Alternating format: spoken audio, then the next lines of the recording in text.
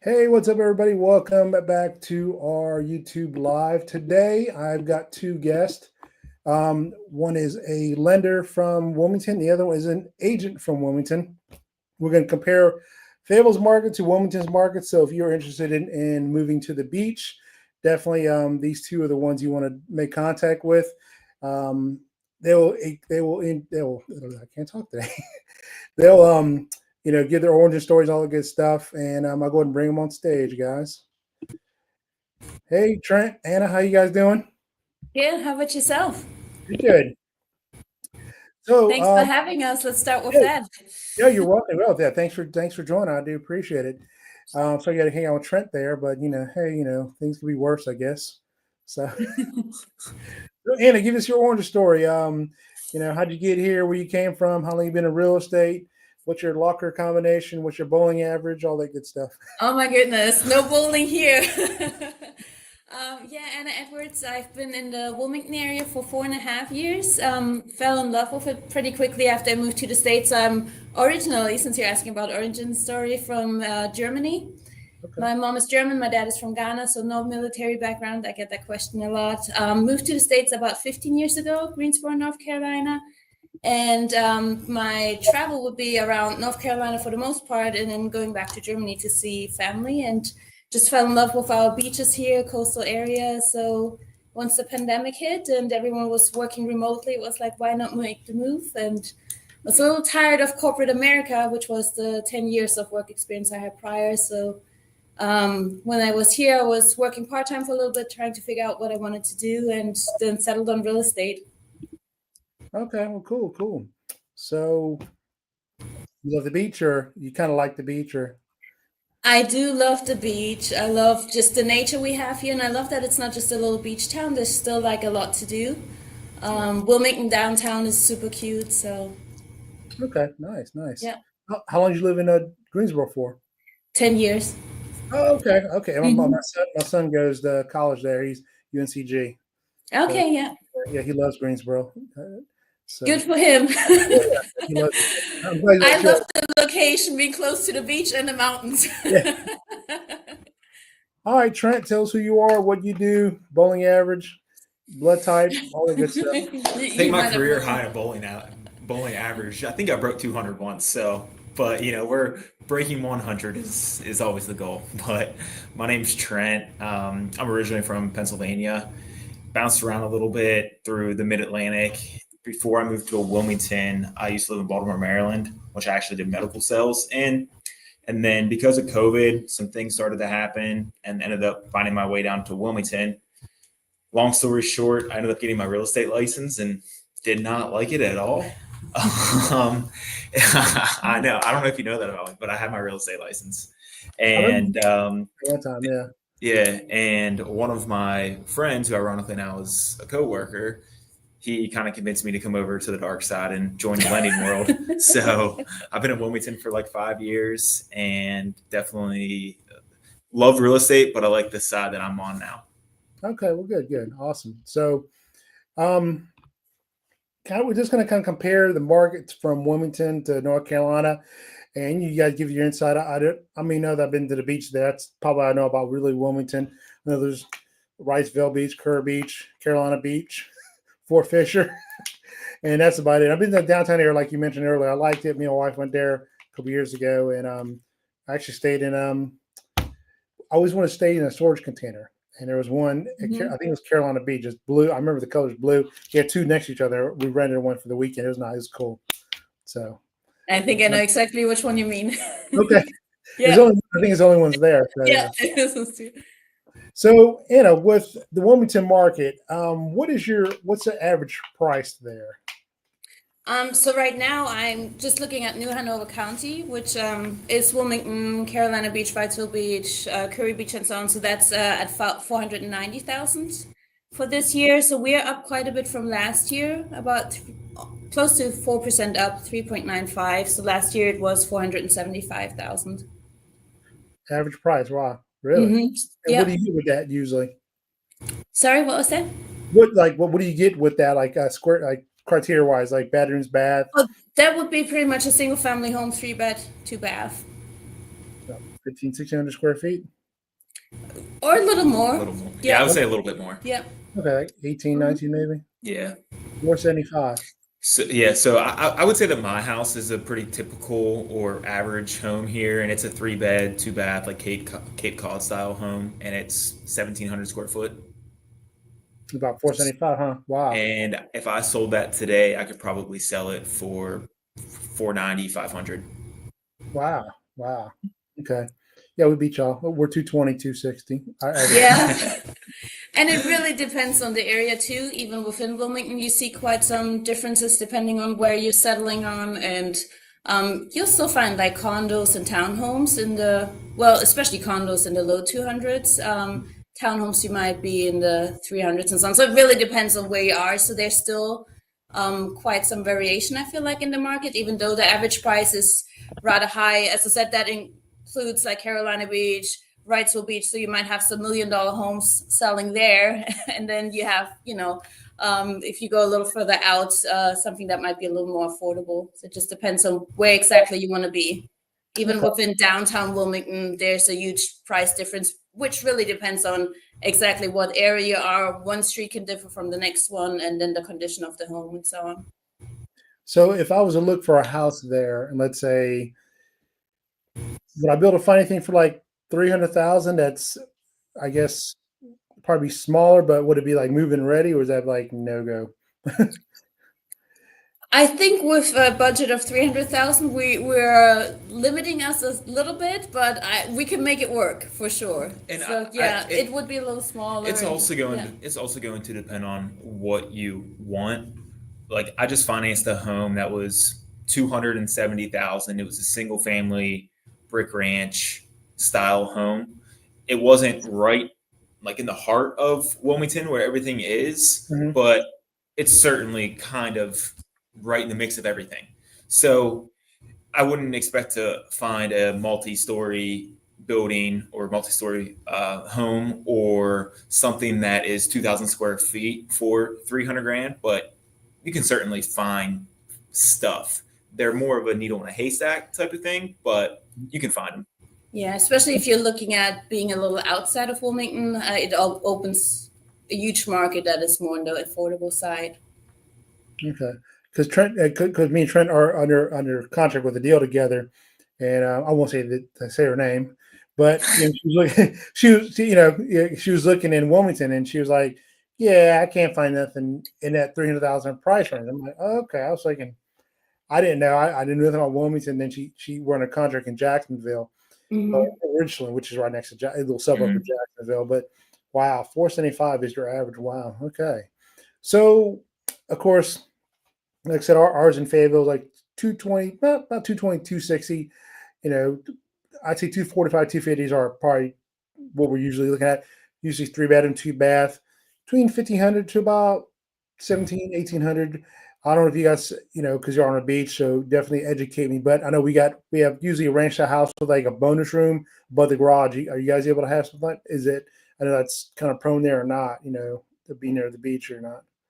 It is a very popular floor plan, so you see a lot of those 3 bedrooms with the frog above the garage. So it really just depends. Like if you're closer to the beaches, you'll see more the elevated homes, of course, or a lot of condos, or like duplex style condos with like almost like a townhome, but it's just like 2 condo units and so on. So that's, I guess, what is a little different here, that you might see something classified as a condo or a townhome, but it might actually be like a standalone condo or a standalone townhome and so on. And then it just really differs. So there's a little bit of some custom build as well in the area and so on. So yeah. Ranches, I mean, you pretty much find everything, but you would find your typical like 3 bedroom, 2 bedroom, 3 bedroom, 2 bath, and a frog as well. So with 475, like which I know, of course, if nobody out there, is listening, we have due diligence money, earnest money in North Carolina. So not to bore everybody with those details, but due diligence money is basically like a deposit. Long story short, there's no set amount on it. So we'll say $500 just for good math and argument's sake. But, would $500 go far with a 475? Or is it like, and she's smiling and she's like, no, what's wrong with you? It's a couple thousand. So what would you say is, and I know there's no set amount, because the market kind of determines that. In my opinion, but what would you say if I want to buy a house for 475, how much due diligence will I have to bring?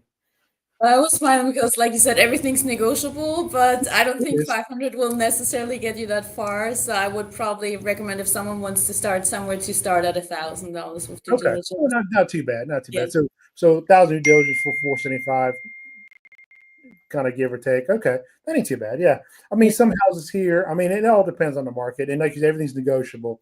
House been sitting on the market a little longer, 60, 70, 80 days. Obviously, due diligence money would change, and earnest money. Do you guys, I know we have earnest money, but do you guys get a lot of earnest money deposits there or no? As well, yeah. So often it's a split where it's the same amount for earnest money and due diligence. Okay. Or if there's a special circumstance, like maybe we're contingent on selling our home first, then maybe the due diligence might be a little higher to show it more as an incentive of we're really trying to make this deal work and working on selling our home. But yeah, often it's like a 50-50 split between both. So it Okay. would be the same amount. Yeah. Are you seeing closing costs there a lot, or is it kind of like, how's your market right now, you think? Yeah, we do see some closing costs. I mean, I'm sure you're seeing it a lot on your end as well. So I always try to negotiate for my buyers on everything we can get. So I do like to go for the closing costs because I feel like a lot of times that makes most sense for the buyers, depending on what they're looking at. But I don't know if you want to add a little on your inside, what you're seeing. I find more often than not, at least with the realtor partners that I work with, that they structure the deal or the offer in a way to where the sellers are covering their closing costs. Now, if you have a home that's priced right, that just hit the market, you're 2-3 days on market, you're going to have to offer over asking to even have a chance at getting closing costs covered. But if you do that, then you run the risk of the appraisal not meeting value. So either way, you would ultimately end up being out of pocket there, right? But I would say for the average home, more often than not, here we're getting sellers to cover those closing costs. Okay, well, that's good. Yeah, kind of same here. I've noticed a little bit of shift in the market. I mean, we're still in a seller's market here, but I was just showing homes today, and I showed that one couple homes. I think we saw about 500 homes, and all of them been on the market just about on average over 40 days, 40, 50 days. And they're asking me, well, what's going on? Well, nothing's going on. As interest rates are, everything's kind of the same with interest rates. I mean, you can tell it's better than that, Trent, being a lender, but, between 6.5 to 7, it all really depends. But I just think for the most part, it's just buyers have more options now. Right. And I can't, I mean, you can tell us about Wilmington more, obviously, but, buyers have more options out there here, in Fayetteville, and, they're not jumping on the first house unless it's something they really like, but they've got, they've got time to sleep on things. And I think a lot of sellers are, still, unfortunately, and that's stuck in that COVID time. And, when the market was, 2-3%, and, you saw a house that morning, and by that afternoon, it's got multiple offers, and you're trying to offer 10,000 in due diligence money and all that good crazy stuff, and it's not that kind of market. And I got a few listings, and just a couple of days ago, I asked my sellers, would you, I think we need to drop the price a little bit because of this, and they're going, what's going on? I'm like, nothing's going on, nothing's crazy is happening. It's just,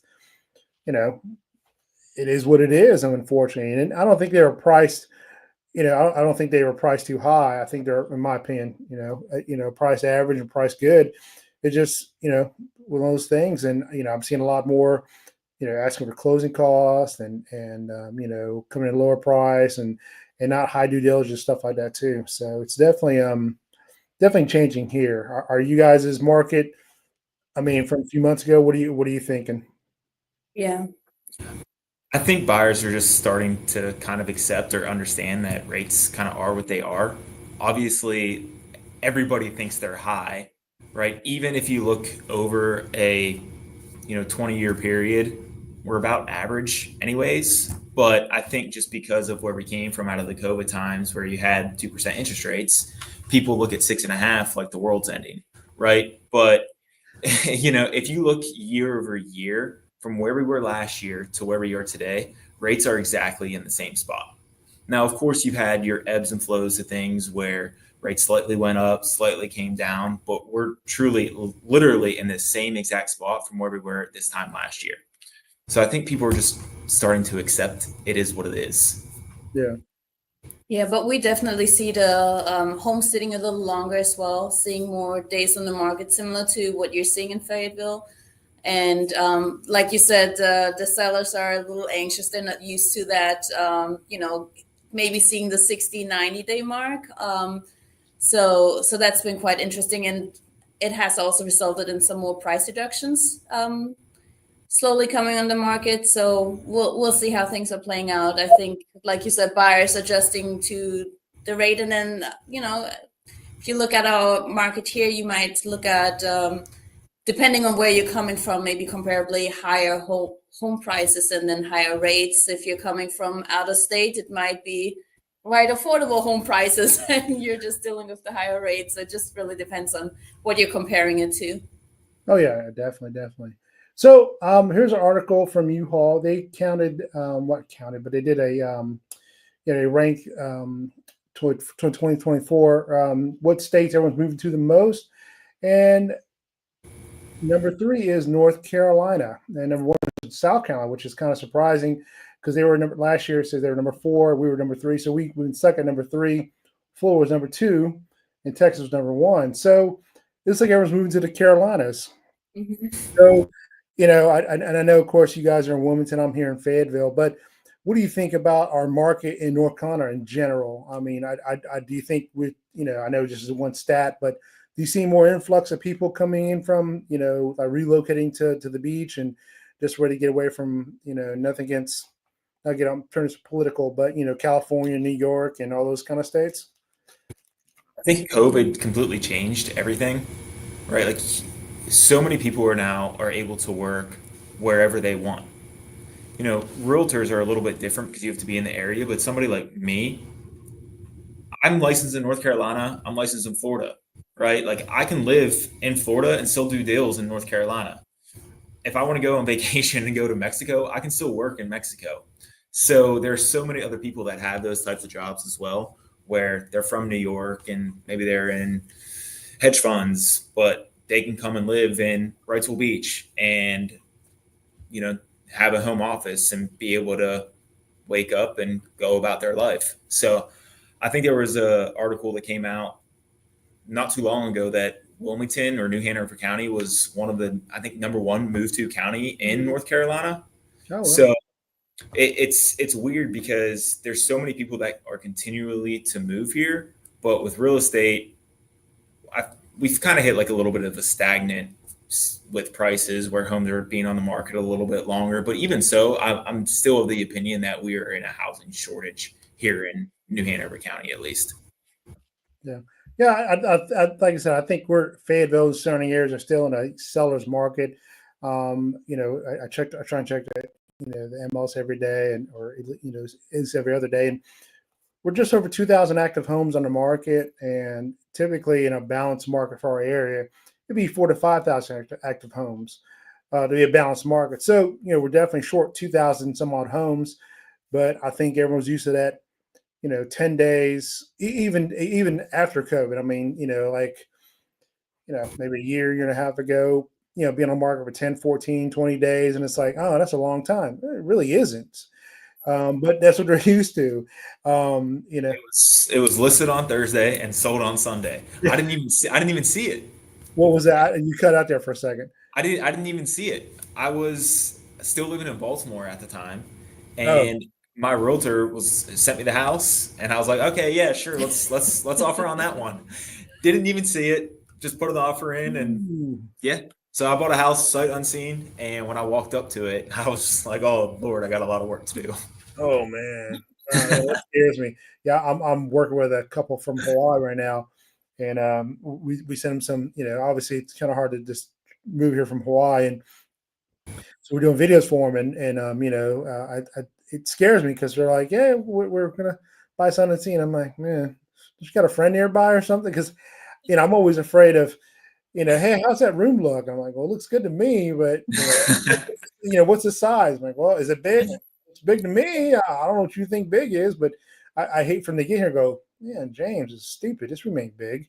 So I hate that, but I mean, it's obviously, we're a military town, so I've got clients from Germany, Italy, Hawaii, all over the world, just about moving here sometimes. So it's tough, but it scares me all the time. So man, whoo, I mean, I'm glad it sounds like that's the house you live in now, right? Yeah. Yeah. Okay. It was funny though. My realtor was like, "Oh, you can handle it. There's a lot of stuff to do, but it's nothing that you can't do yourself." I walked in, I was just like, "You completely overestimated my ability to do it yourself for handyman work because I cannot do that." So I need a new roof, I need a new crawl space, I need a new floor, Wow. I need new windows. The double hung windows, I was able to stick my hand between the double hung windows outside. They weren't seated in properly. I'm like, in what world do you think that I was qualified to do that? Did you have an inspection done or not? Yeah. It was like Okay. 40 pages. Oh, geez, you thought that was normal? What's that? You thought 40 pages was normal? Yeah, you just don't know what you don't know. It's the first house I bought, but it ultimately ended up working out because I bought that house for $280 and in 2020, and here we are 5 years later, 4.5 years later, and it's worth 500. So I can't complain too much. It just gave me a few gray hairs. I bet. So I have some. This is from Redfin. So, given the stats of Wilmington, would you guys agree, disagree? Think it's totally off? I mean, I've got what's Wilmington housing market is competitive. Homes Wilmington receive one offers on average and sell in around 24 days. The median sale price of a home in Wilmington is $475. That's what you guys said. Did y'all read this right off of Redfin earlier? I mean, what's going on? No, pulled it from Fayetteville Realtors. I would be interested in seeing what the 1 year median days on market shows now. I would think it's going to be a little higher since it seems to be the average over the last 3 years, the median over the last 3 years. But yeah, other than that, it's change it to 1 year, James.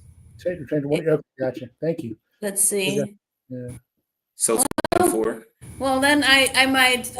It might be a little outdated, or the median is pulling it off. Like I said, the numbers I was pulling was from Cape Fear Realtors.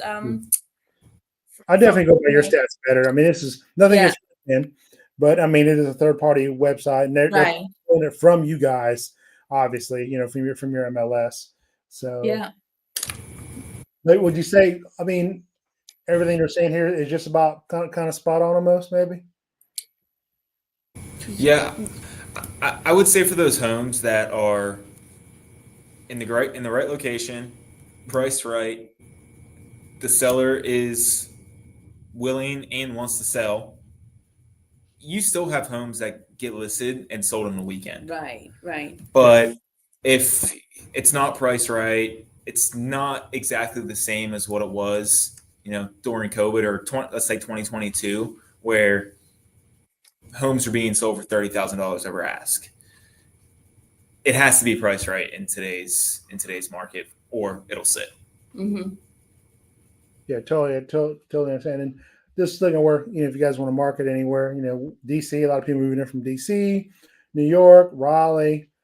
There's Greensboro, number 10. That's where Anna came from. So it's good stats. Yeah, that's absolutely right. We see people moving here from everywhere throughout the whole country.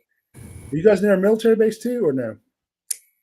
No, but there's Jacksonville. That's an hour and a half north of us, which is a marine town.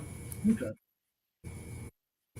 So we definitely see a mixture with like being in Wilmington because we're 2 hours from Fayetteville and an hour and a half from Jacksonville. You definitely get that mix of VA buyers as well. Yeah. Okay. So if people are moving to the Wilmington area, like what other than Wilmington, or what other suburbs are you seeing people move to or wanting to move to mainly? So Leland is in the Brunswick County. It's just above the bridge. It's like you're still within 10 minutes in downtown Wilmington. So that is growing really largely. There's a lot of new construction happening there. And it's just an area of Brunswick County in itself that is a little more affordable than New Hanover County, but still very close to Wilmington. So that is an area where we see a lot of people moving to. Gives you a little more variety, I would say, in terms of home prices. And there's like some new construction that is more on the higher end. If you're a little further out, you'll find still some $200,000 homes and so on, but you're still close to town and close to the Brunswick beaches there, like Oak Island, Castle Beach, Holden Beach, and so on. So that's growing very rapidly, I would say. How far are you guys from Oak Island? From Oak Island, from downtown, you're probably an hour drive as well. Okay, not too bad. Is Topsail up there, Oak Island too? Is that Topsail? Topsail is in the north, other direction, and that's depending on traffic, also an hour. Yeah, an hour north. Yeah. Okay. Yep. So Topsail's an hour north. You have Oak Island, Sunset Beach, all those areas down there. It's an hour plus south. But like Anna said, Leland's just right over the bridge from Wilmington. So it's a 10-minute drive, 15-minute drive into downtown, or 30-minute drive to Riceville Beach. And then the other, I say, more popular area would be like Burgaw, which is in Pender County. So it's a little bit more north, but it's just 25 minutes outside of Wilmington. So if you want a little bit more like country lifestyle, Burgaw's a cute little town. Definitely more land that you can get up there, but you're still close enough to Wilmington where you have all those perks, and still close enough where you can do the day trips at the beach. Like, what's the most popular beach near you guys? I live 10 minutes from Wrightsville. Wrightsville is more of a residential beach, so there's not a ton of like boardwalk or a ton of different like restaurants. So growing up where I grew up, being inland in Pennsylvania, we would go to Ocean City, Maryland. So when I think of the beach, I think of like Ocean City, Maryland, where you go, you have a tourist town, you have your boardwalk, right? Where Wrightsville is more of the residential place where people actually live. If you want more of like the touristy area, then I would recommend somewhere like Carolina Beach or Curry Beach, just because you have the Ferris wheel down there, you have a boardwalk, there's different shops, there's a bunch of different bars and restaurants that you can go into. So it's kind of the vibe that you're looking for would determine where you want to go. Gotcha. Okay. Now I know there's a beach, and I don't know which one it is, but you can drive if you have a full drive car or truck. Yeah. What beach is that? So that's near Carolina Beach. It's Fort Fisher, you can take your car, and then there's also Freeman Park. Freeman Park is in Carolina Beach, where you can also take your car and drive on the beach, camp out there. Oh, how much does it cost to camp out there? Or is it kind of like? Yeah, I think they have like a yearly pass, and there's only certain times that you can actually do it. I don't know like all the different like rules and regulations on it, but you can get a day pass, or you can get like an annual pass as well. So there's certainly people that come down here and will take their 4-wheel drive car. You have to have 4-wheel drive, not all-wheel drive or two. You have to have 4-wheel drive, or you'll get stuck for sure. And then you have to pay somebody to come tow you out. That's not a fun day. But yeah, 4-wheel drive, and they have like a gate essentially to enter into Freeman Park, and you can show them your pass or buy the daily pass. And I have a condo in Carolina Beach that I Airbnb out, and there's certainly people that come down and we'll go camp out on Freeman Park. Oh, nice. Oh, see, okay, everybody hear that? He's got an Airbnb. Exactly. You need to hook us up here. Special prices for everyone who mentions it live. Yep. Here's Trent's number if you need a contact. There you go. So I got another article pulled up. Let me see. Zillow says housing market sees first annual U.S. home price drop since 2011, right after that 2008 kind of fiasco. And I won't read this whole article, of course, but this week's Zillow economists published their updated 12-month forecast judging that U.S. home prices as measured by Zillow Home Value Index will fall 0.9% between April 2025 and April 2026. So, Trent, you being the greatest lender in the world, what do you think, or what are your predictions? What are you saying? Give us all the good stuff. If you're speaking directly towards rates, and obviously a bunch of people are always interested in what's my interest rate, what's my interest rate. Nobody has a crystal ball, of course, but I would say the best way to kind of follow what interest rates are, or look at just the 10-year treasury, right? And you can look that as on a stock price and follow it. So if the 10-year treasury is up, then interest rates are going to increase a little bit. If the 10-year treasury is down, then rates are falling. Now that isn't exact, like 100% predictor, but it's an easy way for the consumer to look at a stock price and kind of follow what rates are doing. Basically, rates fall if you're talking the economy. If the economy is doing well, then interest rates will increase. If the economy is not doing well, then rates will come down.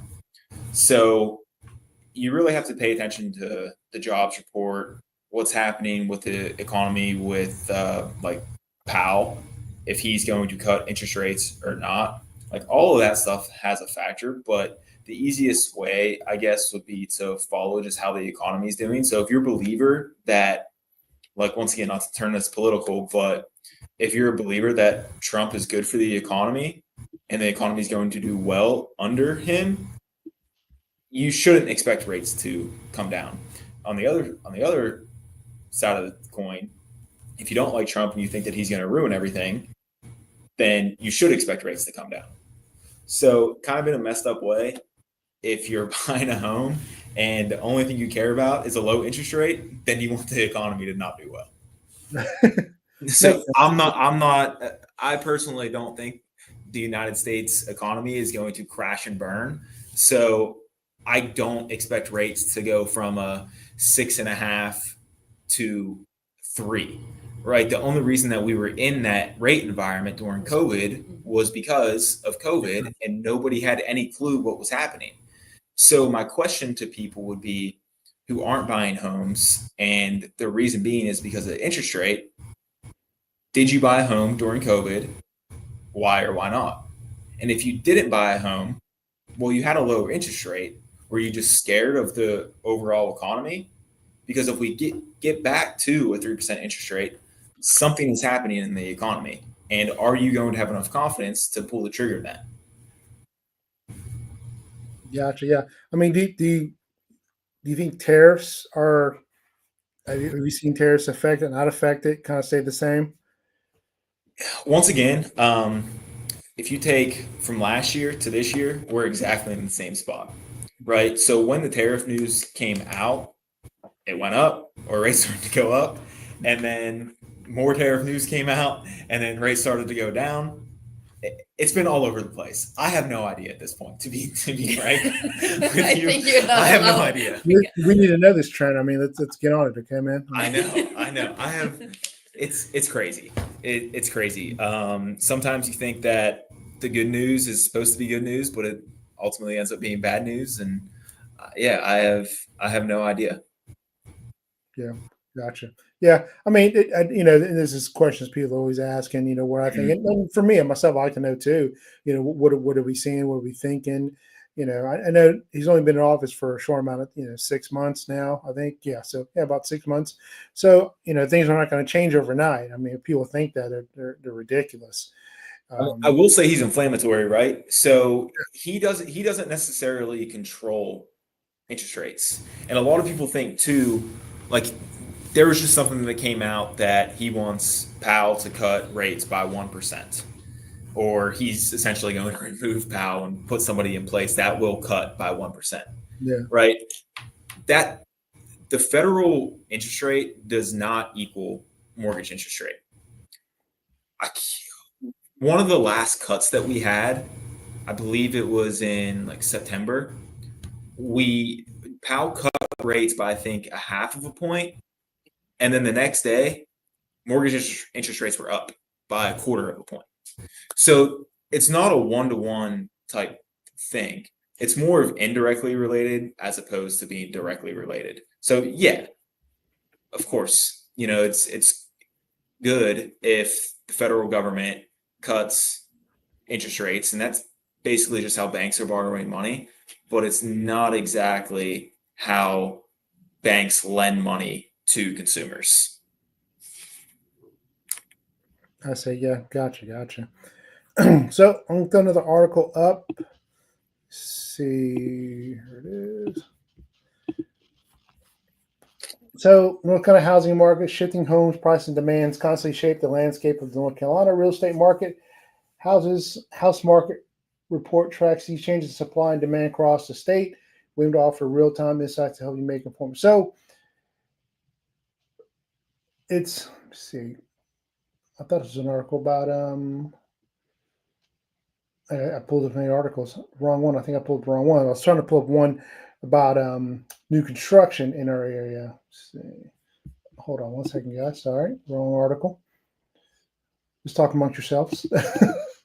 I will say the new construction condos here are crazy. Like I said, I have my condo in Carolina Beach, and my neighbor is selling theirs for less than what I bought mine for. So I called the agent. I was like, "What are you doing?" And she's like, What? it's just how many new construction condos are being built in the area." And she's like, also the unit needs some work, but her big thing was it's just from the new construction. Yes, the new construction prices in general, not just condos, also single family homes are very competitive right now, where you see resale homes pretty much tracking around the same price as new construction. But then you might have incentives a builder might offer, like they're buying down the rates or they're offering closing cost assistance. And then there's just some areas around Wilmington here that's very heavy on new construction. So you might be able to find a pretty good deal on new construction home, which is very unusual compared to how it used to be back when. Oh my gosh, I got a new construction home and now they're around the same price or similar price range like resale homes. So there's not that big gap you have anymore. Yeah. Tell it. So this was the right article. I'm sorry, guys. I'm all over the place.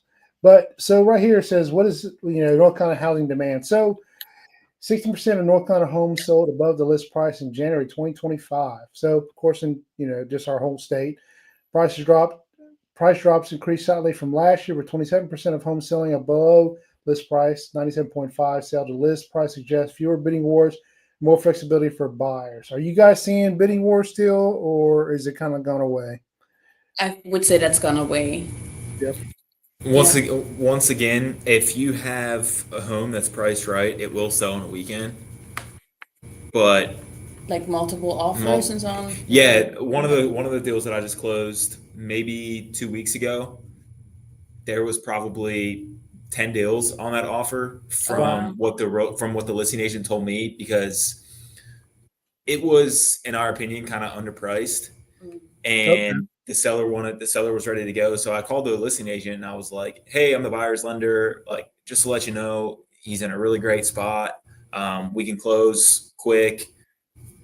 What do you think?" And she's like, "Well, we have a ton of offers, whatever." And then she ended up texting me that said, "We left money on the table.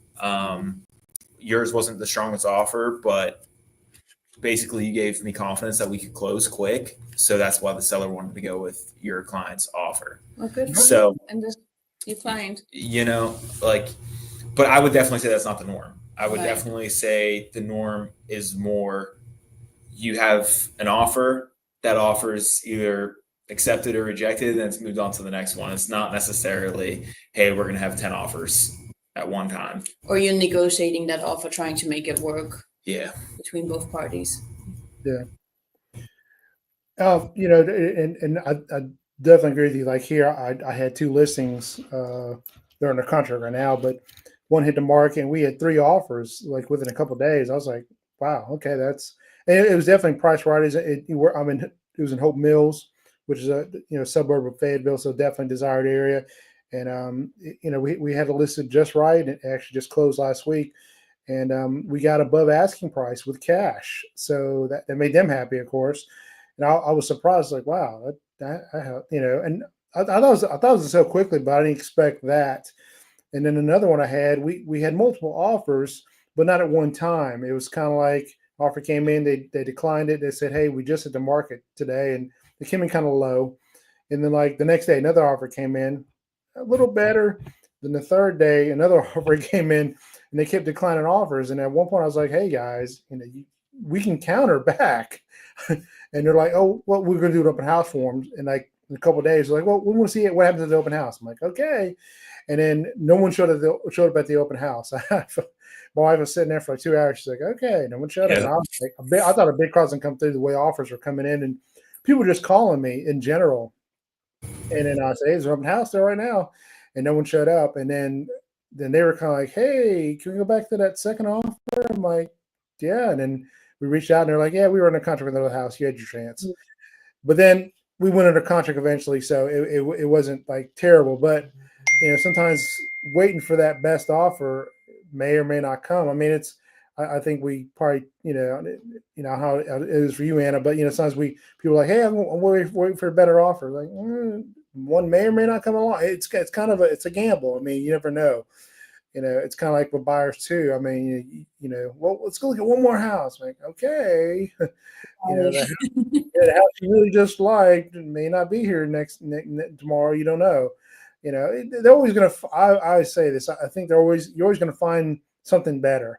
But if you keep just doing that, you're never going to buy a house. I mean,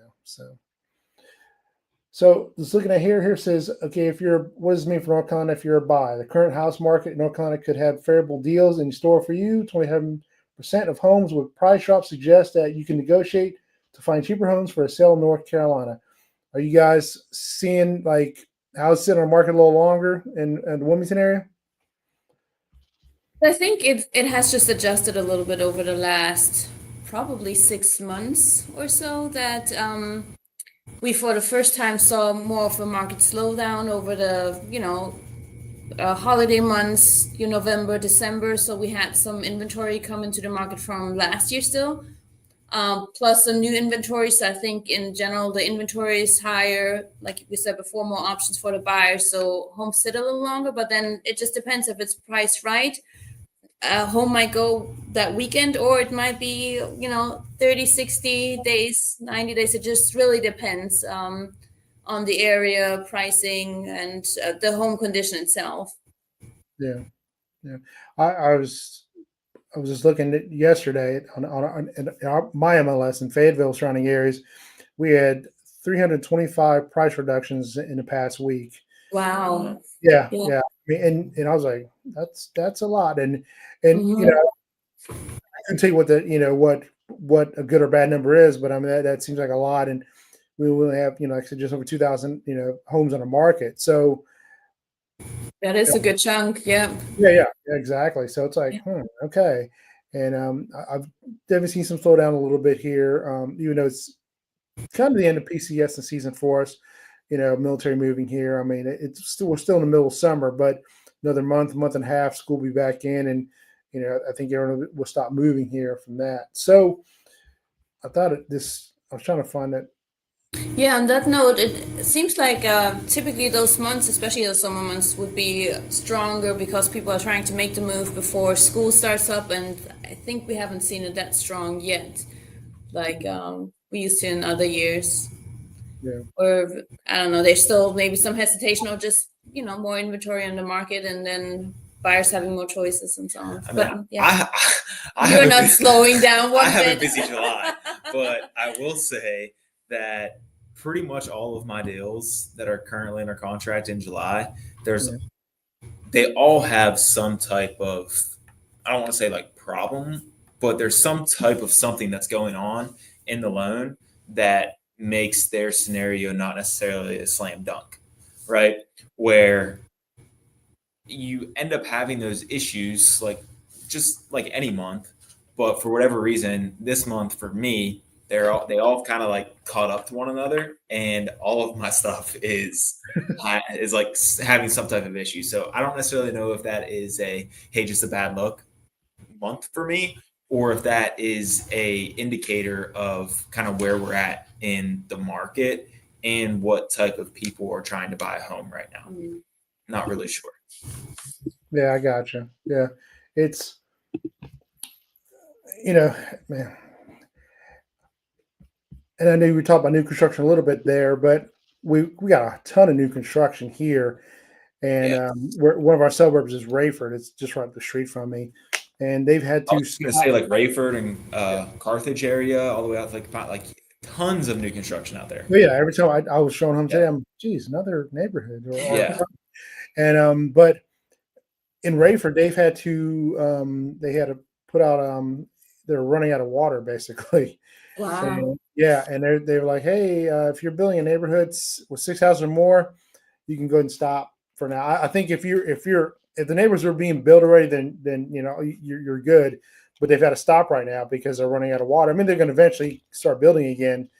And then my Trent knows Neil, but Neil's our broker in charge. Where I work at, and he was saying, also, what about the police? What about firefighters? What about paramedics, EMTs? And the school, there's only one high school in Rayford or Hope County, and it's overcrowded. I mean, like my wife is a school teacher in Cumberland County, and we're talking to a teacher in Hope County just a couple months back, and she was getting paid better than Cumberland County teachers are, which is where Fayetteville's at. And I was like, I expected Cumberland County to do better than Hope County, but they're so short. She said there's kind of trying to hire teachers, and they've had to make the salary a little better, which is great. And for teachers in general, I'm glad I wish they all got paid, good amounts of money. It's just one of those jobs like, firefighters and police, don't get paid enough for. But I was like, wow, that's crazy. So it's and just like you said earlier, a lot of incentives of, closing costs, paying buyer agent commission. We had one, I don't know if he's still doing it, but we had one company, one builder offering, if you sell this house by, July something, we'll give you an extra, $1,500 bonus. And I was like, man, you need to sell me a house over there. So are you guys seeing a lot of, I know you said earlier you're seeing new construction, but is it more than usual, or is it, kind of the same, or? I would say there's a lot of new construction happening. So in Wilmington itself, there's a large area called Riverlights. So they had planned around 3,000 homes there as new construction. It's along the Cape Fear River. And I just saw an article that said around 1,000 homes have moved in there. They're working on the infrastructure. So there's a fire department that they had to commit to that's being finished right now. And they're planning on expanding the road because right now it's just a single lane road. There's work happening on a roundabout in that area. So that's definitely pulling a lot in terms of new construction in Wilmington. And then in Brunswick County, what we had mentioned before, Leland and some, there's a lot of new construction happening in that area. Even in a little place like Carolina Beach, they're finding a couple of lots, pulling up new homes and so on. So yeah, it's definitely getting denser, and we're just seeing that influx of people. And the city is growing quite extensively and pretty quickly too. So that's a big concern for a lot of people that have been here for ages or local here. And my husband used to live in this area 25 years ago, and we drive through town, and he's like, oh, all this was farmland and there was nothing here. And it's just changing very quickly. I mean, I'll even say, like, I moved here in November of 2020. Now, compared to November of 2020, it's completely different. Right. Like, there's been so much growth in this area, even in the last, 4.5 years. Mm-hmm. I know one thing we haven't touched on yet, but in Pender County, where we talked about Burgall area, there's an Amazon fulfillment center that's coming, and that's they're projecting 1,000 jobs coming to the area in middle of next year. So they're building an Amazon factory there, or distribution? Yeah, okay. Fulfillment center. Mm-hmm. Okay. Nice. So not only are you going to have jobs, but then it's also most likely new construction that's happening there as well. Yeah. What kind of job market are you guys seeing there? I mean, Wilmington's interesting because I don't think there's a ton of industry here. I would say for the most part, people who are in service-based industries. So you have realtor, lender, right? You have people who are charter captains for fishing. You have restaurant owners, like those sorts of things. Now, like we have Duke Energy here, and Amazon's coming, but in terms of actual like industry, the job market is really tough here, and a lot of people complain about it. In my previous life, when I was in medical sales, I had my job or my company was, we had a local office to Wilmington, but that was like one of the only jobs that I could find. The majority of them, they wanted you to live in Raleigh and commute to Wilmington as part of your territory. So that's something that you see a lot of as well, where people will be in Raleigh and then have to come to Wilmington as part of their territory. But you have a lot of remote work from people moving, from the north down here. A lot of retirees, Yeah. people moving Yeah. here to retire, and that leads to a lot of like medical as well. So Yep. hospitals being big employers. Yep. So we have Novant and we have Wilmington Health, which are two of the largest like medical facilities here. So you have healthcare jobs Mhm. and you have service-based jobs. That's pretty much it. Yeah, kind of say. I mean, if we didn't have Fort Bragg, we'd be in the same boat almost. There's not Yeah. like a whole lot of stuff here. I think obviously if we didn't have Fort Bragg, Fayetteville would be a whole lot smaller too. But like we do, and it is a big turnover because every three, Trent sees this every 3 to 5 years. Typically, someone's moving, and like I've had clients call me, now and hey, we're moving. Can you sell our house? I'm like, feels like you just moved in there. Geez. Now it's been 2 or 3 years. I'm like, oh, wow. Okay. Yeah. So Trent, what kind of loan are you guys seeing? What is it FHA, more VA, conventional, USDA? I would say my business is about 50% conventional, about 40% VA, and about 10% FHA. I'm surprised it's not a little bit higher with FHA. I Yeah, me think too. I was when you I, see that, I was like, that's interesting. I think I'm skewed a little bit towards VA just because, like, I know Neil, I know some other realtors in Fayetteville who work with me. So I do a number of VA loans just by proxy of the area that people are living in. The big difference between like conventional and FHA and qualifying purposes is debt to income. So for everybody who doesn't know, how you qualify for a home is based off your debt to income. So how much money you make minus all of your monthly debts. FHA gives you a little bit more leeway than conventional does. So for conventional, we have to be below 50% total debt to income ratio, which includes all of your monthly debts, includes student loans, it includes car payment. It does not include utilities like electric or water or things like that, but it includes your credit cards and it includes your housing payment. So so your new projected housing payment, which includes your principal and interest, your taxes, and insurance. FHA allows you to go up to 56.9%. So it gives you a little bit more of a leeway. Gotcha. Okay. Yeah, obviously I see more VA here because where I'm at. But what are you seeing, Anna? Are you seeing kind of mixture of all that? I'm seeing that. I do also see a lot of cash buyers here.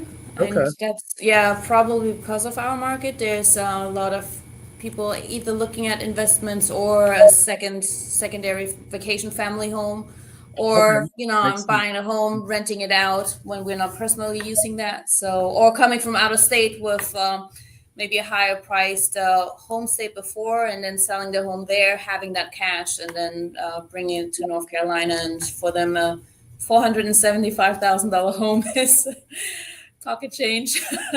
Yeah, it makes sense. Yeah, I mean, when someone's moving from Colorado, California, or so, yeah.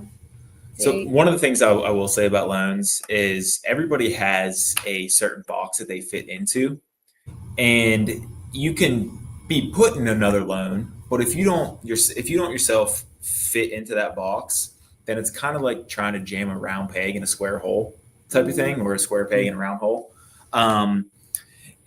And meaning for down payment assistance, everybody loves the down payment assistance stuff, right? So North Carolina housing, basically the rule with North Carolina housing is they'll give you the money for the down payment, but you have to live in that home for a minimum of 10 years up through the full 15 years before that money truly becomes forgivable. So if you sell or refinance before year 15 is up, then you owe money back to the state. So if and that's not prorated, is it? it starts to become prorated at year 10. So year 10, so we're, That's a long time. yeah, so year 10, 11, 12, 13, 14, 15. So it goes from 80% proration to 60%, 40%, 20%, and then after the full 15, then it becomes fully forgivable. So you have people that come and say, hey, I need the $9,000 in down payment. I just want to do the down payment assistance program. So my suggestion to everybody is, once again, is if you fit into the box of down payment assistance, awesome. If that's the only way that you can get the money to do it, it makes sense. If you have the money for a down payment, but you think that the state is just giving money away, there's really no such thing as free money.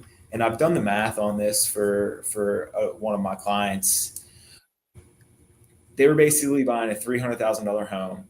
They had the $9,000 for a down payment, but wanted to go through the state. So I broke it down through them to say, you can either pay the $9,000 now, or this type of loan, assuming that we refinance one time in the first 15 years, which I would say probably is pretty high, it was going to cost you an extra $75,000. Wow. 70. Yeah. So once again, if you fit into that box, then of course you got to do what you got to do to be able to get into the home. But if you don't fit into that box, it's a good thing. And many people see it as, oh, I don't qualify for down payment assistance. And they kind of have a negative connotation for it. Where my point of view is, it is a good thing if you don't qualify for it because it's not as strong as a loan. Yeah. Okay. Gotcha. Makes sense. I mean, they can't even rent the house. How can they? I mean, if they're like Yeah. Jeez. Yeah.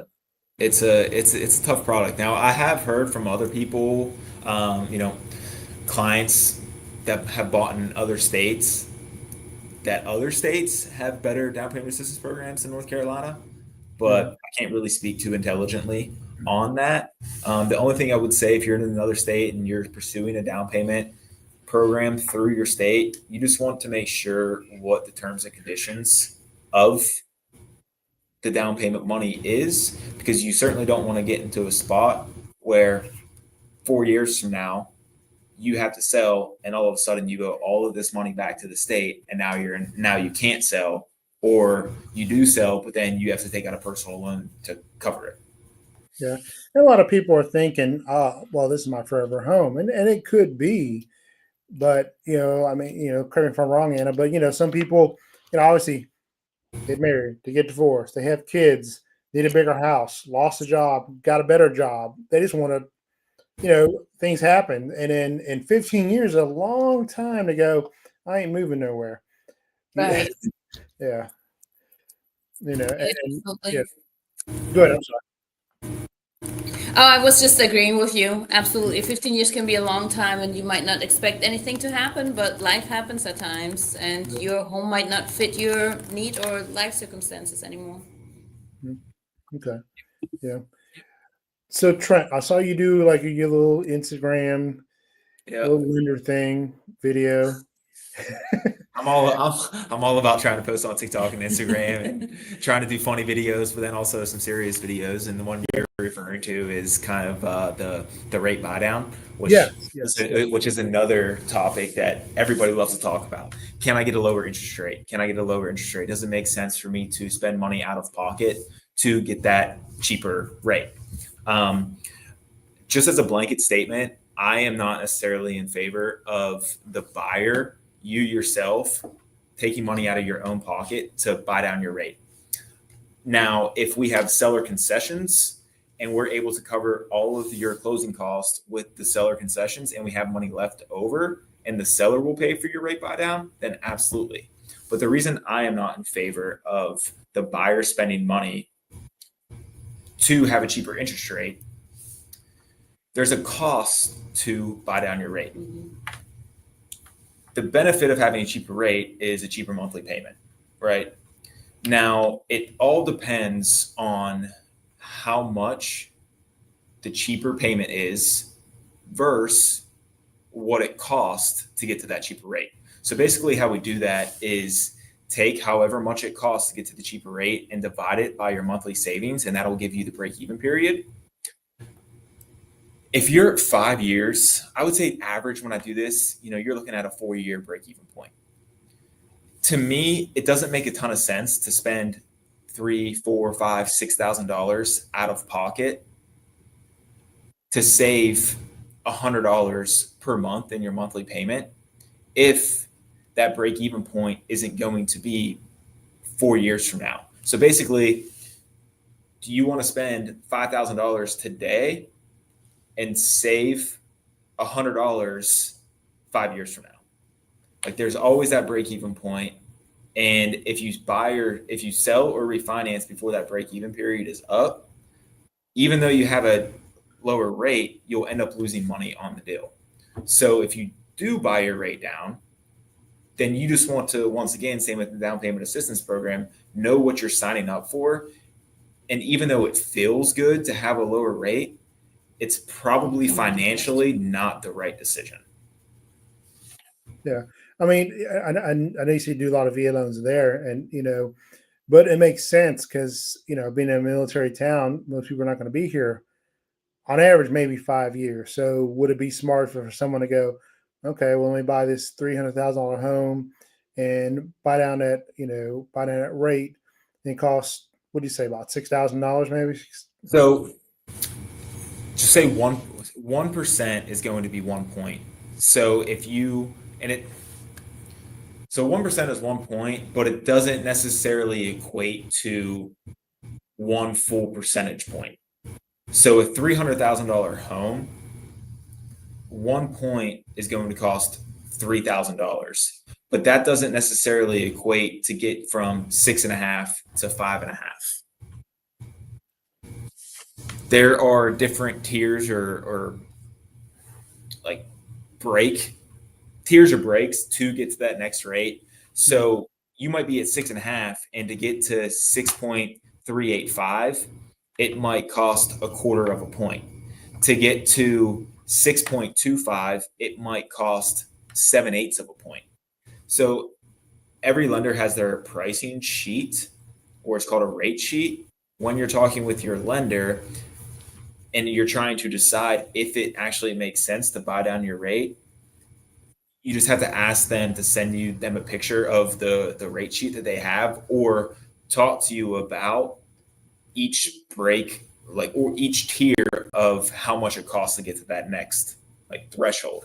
So where it does make sense is if you're going to go from a 6.5 to a 6.385, but it's only going to cost you, $200 to save $20 a month, right? You're not in that loan that long, or you're not going to have to be in that loan that long to benefit from that type of rate buy down. So, but the thing with the the thing with VAs for you and your market, or any type of military market, if you have a VA loan specifically, they have a refinance loan called an ERL, an interest rate reduction refinance loan. And basically what that is a no credit check, no income verification.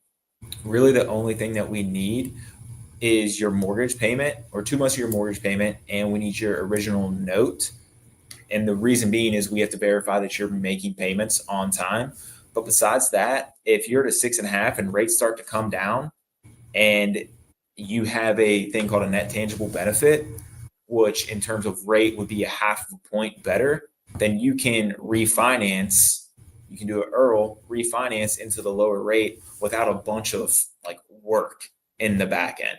So to me, as a VA buyer, you should look to take advantage of an ERL way before you would take advantage of trying to buy down your rate, especially with the market that we're in, because I think that in the next few years, if you're buying today, you'll have an opportunity to refinance. Oh yeah. I mean, I think those rates will definitely, maybe not 3% like I was hoping for, Mhm. but I think it'll definitely get away from 6.5. I think, maybe down to 5.5. Yes. Yeah. Yes, I agree. Yeah. All right, guys. Well, kind of winding down here. We've been on it for about just over an hour. Anna, if someone wanted to move to Wilmington from Fayetteville, what advice would you have for them? Or I guess not just Fayetteville, anywhere around the world. What advice would you have for them? What would you tell them?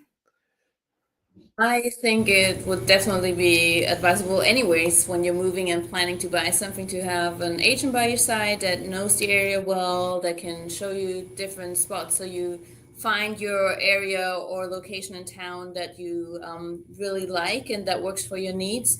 There's so much to this town, even though it's a little town, that there's a lot of variety in the market. As I said, different prices in different areas. You have the beaches and so on. So I think it's very advisable to get to know the area a little bit. Maybe not necessarily buying sight unseen unless you're of the brave or kind. So I think that would be my big tip. And then once you're here, there's always things to do, which is what I love about the area. So even if you have your home, maybe forever home or just temporary, explore town, explore the area here. There's a lot to do, just nature-wise, culturally. Always things on the calendars. The town has like different calendars with like markets and fairs and concerts and so on. So yeah, don't just stay put in your little house. Explore town, explore the areas. Even just outside of town, there's so much to explore every day. So Okay, awesome. So, guys, if you're looking for a realtor, you want to buy a house in Wilmington, definitely reach out to Anna. That's her number in front of you. And what firm do you work for again? I'm sorry. I'm with Berkshire Hathaway. Okay, so you work with Berkshire Hathaway. So that's your information right there, guys. Definitely reach out to her. She likes if you call her at midnight. Please do. Call her, text her. She likes that. She tells us, and if you definitely want a good lender, reach out to Trent. Let me throw his info up here too.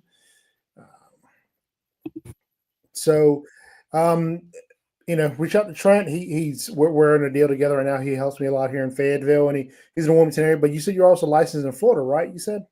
Yep, I'm licensed in Ohio, North Carolina, and Florida. Just randomly picked some states. Which is one of the benefits of being a lender.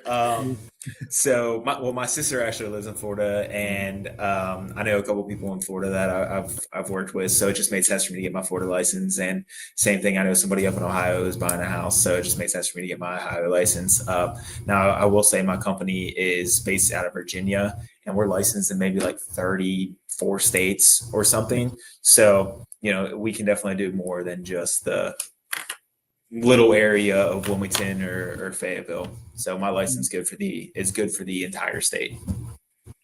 Awesome. Good stuff. Well, thanks guys. I appreciate you doing the YouTube live with me. Definitely have to do another one. We'll think of some more topics, and maybe we'll come back a couple months and see how the market is there in Wilmington. If I was going to buy a house there, but $475, man, that's I'll find you something, James. Trust me. Yeah, we'll make it work. I tell Neil that he needs to put a little incentive in your contract. Work with some new construction, get all those bonuses they're throwing out. I know, right, man? Definitely, for sure. All right. Thanks a lot, guys. I appreciate it. And we'll sign off. I'll see you guys later. Thanks, Thank you, James. All right. Thanks.